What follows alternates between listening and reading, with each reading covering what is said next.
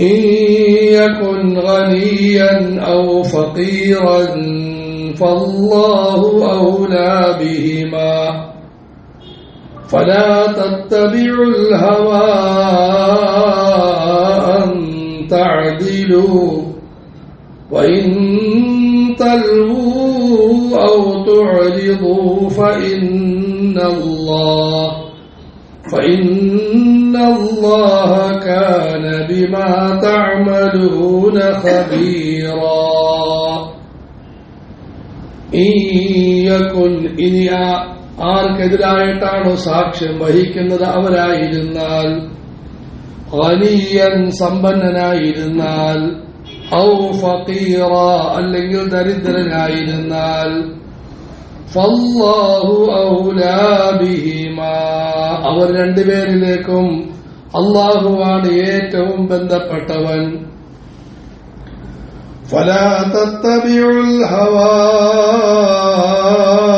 അൻ തഅദിലു നിങ്ങൾ നീതി കാണിക്കുന്നതിൽ നിന്നും പിന്മാറുന്നതിന് മനോച്ഛയെ നിങ്ങൾ പിൻപറ്റരുത്. വഇൻ തൽവൂ ഔ തുഅരിദൂ ഇനി നിങ്ങൾ കുഴച്ചു മറിച്ച് പറയുകയാണെങ്കിൽ അല്ലെങ്കിൽ നിങ്ങൾ മുഖം തിരിക്കുകയാണെങ്കിൽ ഫഇന്നല്ലാഹ കാന ബിമാ തഅമലൂന ഖബീറാ നിങ്ങൾ പ്രവർത്തിക്കുന്ന സകല കാര്യങ്ങളുടെയും രഹസ്യങ്ങൾ പടച്ചവൻ നന്നായി അറിയുന്നവനാകുന്നു. നീതിയിൽ ഉറച്ചു നിൽക്കണം, സാക്ഷ്യം നേരൊക്കെ രേഖപ്പെടുത്തണം എന്ന് പറഞ്ഞതിനു ശേഷം ഒരു പ്രധാനപ്പെട്ട പ്രശ്നത്തെ പടച്ചവൻ പരാമർശിക്കുകയാണ്. ചിലപ്പോൾ കുടുംബ ബന്ധം, അതുപോലെ തന്നെ സുഹൃബന്ധം, ജാതിമത ബന്ധങ്ങൾ, ഇതിനേക്കാളെല്ലാം കൂടുതലായി നീതിയും ന്യായവും അത് സാമ്പത്തിക പ്രശ്നങ്ങളുമായി ബന്ധപ്പെടാറുണ്ട്. ഒരു വ്യക്തി ദരിദ്രനാണ്, അദ്ദേഹം തെറ്റുകാരനുമാണ്. അദ്ദേഹത്തിന് വേണ്ടി ഞാൻ ഒരു അനുകൂലമായ ഒരു വാക്ക് പറഞ്ഞു കഴിഞ്ഞാൽ, കളവ് പറഞ്ഞു കഴിഞ്ഞാൽ ആ പാപത്തിന് ഗുണമുണ്ടാകും. അല്ലെങ്കിൽ ഒരു വ്യക്തി സമ്പന്നനാണ്, അദ്ദേഹത്തിന് സമ്പത്ത് കൊണ്ട് എനിക്ക് പ്രയോജനമുണ്ട്, അവിടെ ഞാൻ അദ്ദേഹത്തിന് എതിരായി ഒന്നും പറയാതെ വ്യാജമായി കളവ് പറഞ്ഞ് അദ്ദേഹത്തിനെ പൊക്കുകയാണെങ്കിൽ എനിക്ക് ആ സമ്പത്ത് നഷ്ടപ്പെടാൻ സാധ്യതയുണ്ട്.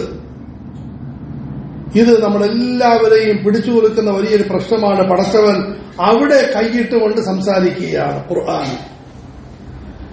ഇയകുൻ ഗനിയൻ ഔ ഫഖീറൻ ഫല്ലാഹു ഔലാ ബിഹിമാ ഇനി അദ്ദേഹം നിങ്ങൾ ആർക്കെതിരായിട്ടാണ് സാക്ഷ്യം രേഖപ്പെടുത്തുന്നത്, കേസ് വന്നു, അതിലൊരാൾക്ക് എതിരായിട്ട് സാക്ഷ്യം വഹിക്കേണ്ടി വരും, എനിക്കതിനെപ്പറ്റി വ്യക്തമായിട്ടറിയാം. അദ്ദേഹം സമ്പന്നനാണെങ്കിൽ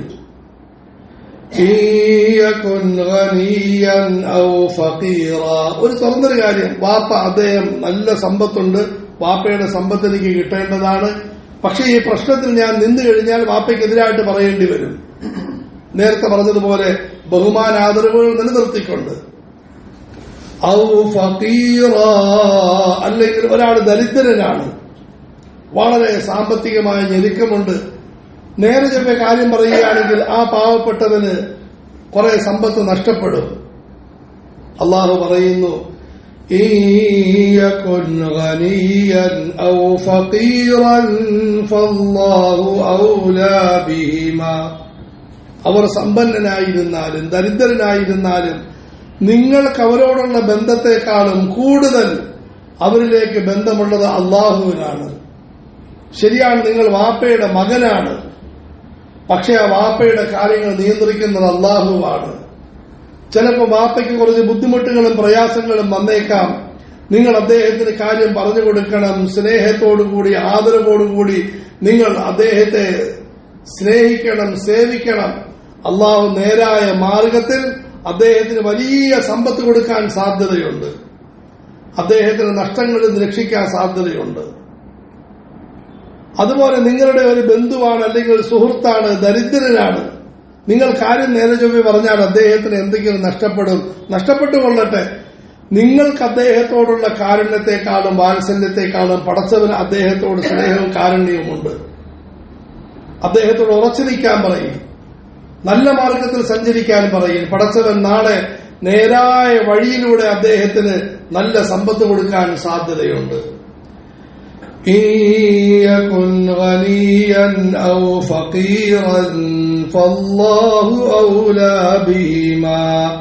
അവരിലേക്ക് നിങ്ങളെക്കാളും കൂടുതൽ ബന്ധപ്പെട്ടത് അള്ളാഹുവാണ്. അദ്ദേഹം നിങ്ങളുടെ വാപ്പയാണ്. പടച്ചവൻ അദ്ദേഹത്തിന് ഉടമയാണ്. അദ്ദേഹത്തിന് ജനിപ്പിച്ചത്, ഇവിടം വരെയും കൊണ്ടുവന്നത്, നാളെ മരിപ്പിക്കുന്നത്, മറ്റന്നാള് പടച്ചവന് മുന്നിൽ ഹാജരാക്കുന്നത് എല്ലാം അള്ളാഹുവാണ്. അദ്ദേഹം ദരിദ്രനായ സഹോദരനാണ്. പക്ഷേ അദ്ദേഹം അള്ളാഹുവിന്റെ അടിമയാണ്. പടച്ചവൻ അദ്ദേഹത്തിന് ഇന്ന് വരെയുള്ള കാര്യങ്ങൾ നോക്കി നാളെയുള്ള കാര്യങ്ങൾ നോക്കാൻ പടച്ചവൻ അറിയാം. എത്ര നേരെ ചൊവ്വ, എത്ര ശക്തമായ പ്രമേയം. ഇൻ ഗനിയൻ ഔ ഫഖീറൻ ഫല്ലാഹു ഔലാ ബിഹിമാ ഫലാ തത്തബിഉൽ ഹവാ അൻ തഅദിലു.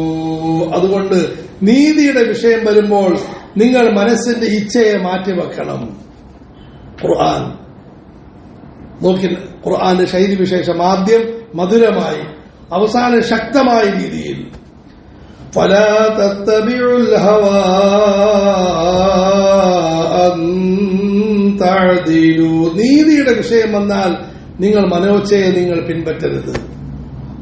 മനസ്സ് പറയുന്നു എന്റെ വാപ്പ, എന്റെ ഉമ്മ, എന്റെ സഹോദരൻ, എന്റെ സഹോദരി, എന്റെ കുടുംബം, എന്റെ സംഘടന, എന്റെ സമുദായം. അള്ളാഹു പറയുന്നു നീതിയോടെ കാര്യം പറയും, നീതിയിൽ ഉറച്ചു നിൽക്കൽ. നിങ്ങൾക്കിതിനേക്കാളെല്ലാം ബന്ധപ്പെട്ടത് കാരുണ്യവാനായ പടച്ചവനാണ്.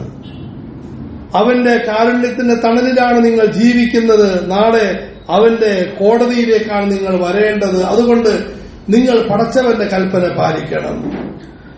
ഫലാ തത്തബിഉൽ ഹവാ അൻ തഅദിലു. നീതി കാണിക്കുന്ന വിഷയത്തിൽ നിങ്ങൾ മനോച്ഛയെ പിൻപറ്റരുത്.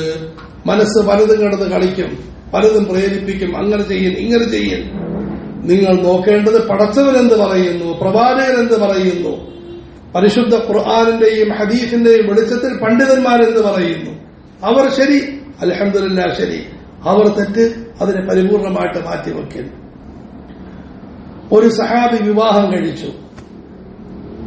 വിവാഹം കഴിഞ്ഞ ശേഷം ഒരു കറുകറുത്ത സ്ത്രീ അങ്ങോട്ടേക്ക് കടന്നു വന്നിട്ട് പറഞ്ഞു, ഞാൻ നിങ്ങൾ രണ്ടുപേർക്കും പാല് തന്നിട്ടുണ്ട്, പാൽകുടി ബന്ധത്തിലൂടെ നിങ്ങൾ സഹോദരി സഹോദരന്മാരാണ്, നിങ്ങളുടെ വിവാഹം ശരിയല്ല. ഒന്ന് വന്നത് വളരെ കറുത്തൊരു സ്ത്രീ. അവരെ വരവ് കണ്ടാൽ തന്നെ എന്തോ ഒരു അസ്വസ്ഥത അനുഭവപ്പെടുന്നു. അതുപോലെ തന്നെ സംഭവം പറയുന്നത് വിവാഹത്തിന് ശേഷം ഫറക്കിബ ഇലൻ നബി സല്ലല്ലാഹു അലൈഹി വസല്ലം. അദ്ദേഹം നേരെ വാഹനത്തിൽ കയറി ആദരവായ റസൂലുള്ളാഹി സല്ലല്ലാഹു അലൈഹി വസല്ലമയുടെ അരികിലേക്ക് പോയി. തങ്ങൾക്ക് മുമ്പാകെ ഇങ്ങനെ തന്നെ കാര്യം പറഞ്ഞു. ഞങ്ങൾ വിവാഹം കഴിച്ചു, എല്ലാവരും അറിഞ്ഞിരുന്നു. ആ സമയത്ത് ഇവരും അറിഞ്ഞിരുന്നു. വിവാഹം കഴിഞ്ഞ് ഇവർ വന്ന് പറയുന്നു, ഞാൻ നിങ്ങൾ രണ്ടുപേർക്കും പാല് തന്നിട്ടുണ്ട്.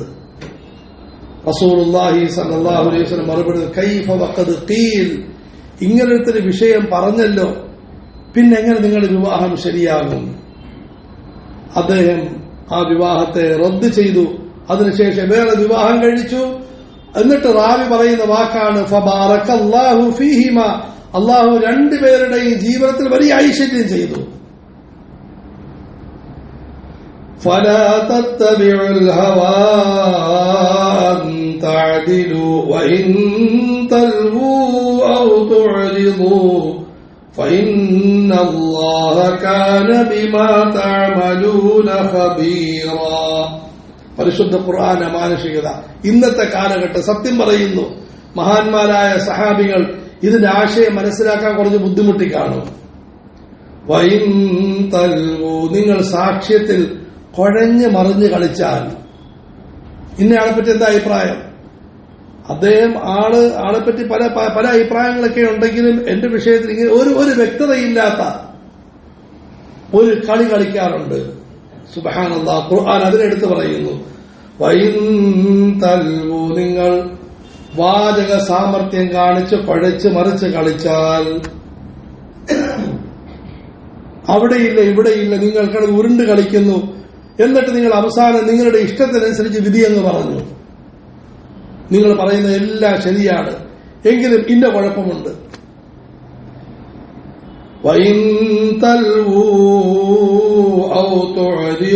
അല്ലെങ്കിൽ നിങ്ങൾ ഒരു സാക്ഷ്യത്തിന് രംഗം വന്നു, സാക്ഷ്യം നിങ്ങൾക്കറിയാം, രേഖപ്പെടുത്തിയാൽ അത് നിങ്ങളുടെ ഇഷ്ടത്തിനെതിരാകുമെന്ന് നിങ്ങൾക്ക് മനസ്സിലായി, നിങ്ങൾ അതിൽ സാക്ഷ്യം പറയാതെ പിന്മാറി. ഇതെല്ലാം ഇന്ന് കോടതി വ്യവഹാരങ്ങളിൽ നടന്നുകൊണ്ടിരിക്കുകയാണ്. നീതിയുടെ സ്ഥാപനം, നീതി പ്രതീക്ഷിക്കപ്പെടുന്ന സ്ഥലം. എന്നോട് മഹല്ല് കമ്മിറ്റികൾ മാപ്പാക്കണം. നീതികൾ പ്രതീക്ഷിക്കുന്ന സ്ഥലം, പ്രശ്നങ്ങൾ പരിഹരിക്കപ്പെടേണ്ട സ്ഥലം. അവിടെ കൊഴിഞ്ഞു മറിഞ്ഞ സംസാരങ്ങൾ, ആടിയും പാടിയും, അതുപോലെ തന്നെ പ്രധാനപ്പെട്ട വിഷയങ്ങൾ മുഖം തിരിക്കൽ.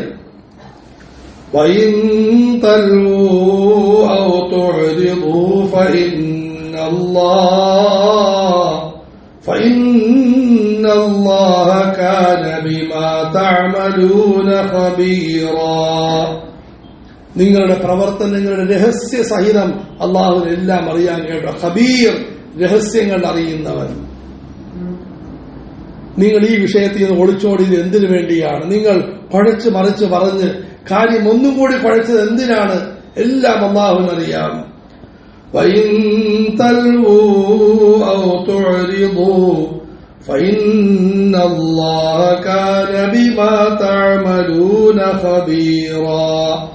അതുകൊണ്ട് നിങ്ങൾ നീതിയിൽ ഉറച്ചു നിൽക്കണം, സാക്ഷ്യം നേരെ ചൊവ്വേ പറയണം.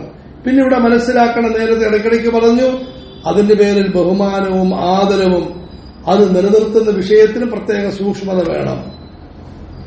സാഹചര്യങ്ങളെ പരിഗണിക്കണം. വാചകങ്ങളിൽ വളരെയധികം ശ്രദ്ധ വേണം. പക്ഷേ പറയേണ്ട കാര്യങ്ങൾ നേരെ ചൊവ്വേ പറയുകയും വേണം. ഇന്ന് ഈ രണ്ട് വിഷയത്തിൽ കുഴച്ചിൽ വരാറുണ്ട്. പറയേണ്ട കാര്യങ്ങൾ പറയണമെന്ന് പറഞ്ഞുകൊണ്ട് പറയാൻ പാടില്ലാത്ത ശൈലികൾ, ജനങ്ങളെ അകറ്റുന്ന വെറുപ്പിക്കുന്ന കാര്യങ്ങൾ, അല്ലെങ്കിൽ ഞാൻ പറഞ്ഞാൽ വെറുപ്പാകുമെന്ന് പറഞ്ഞ് വിഷയത്തിൽ നിന്നും ഒളിച്ചോടൽ. നിങ്ങൾക്ക് പറയാൻ വയ്യ, വേറൊരാളെ കൊണ്ട് പറയിപ്പിക്കും.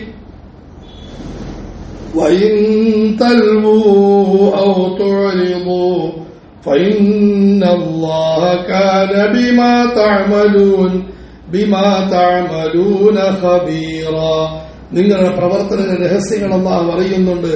ഈ വാചകത്തിൽ സൂചനയുണ്ട്.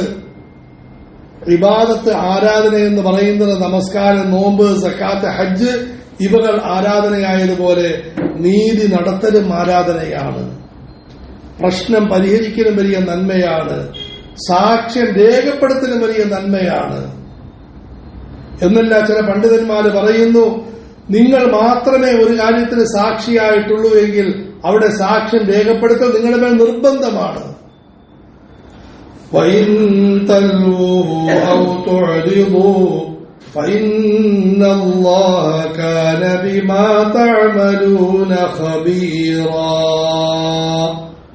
അള്ളാഹു ഈ ഉപദേശം ഉൾക്കൊണ്ട് നമ്മുടെ കുടുംബ പ്രശ്നങ്ങൾ, സാമൂഹ്യ പ്രശ്നങ്ങൾ പരിഹരിക്കാൻ അള്ളാഹു തൗഫീഖ് നൽകുമാറാകട്ടെ.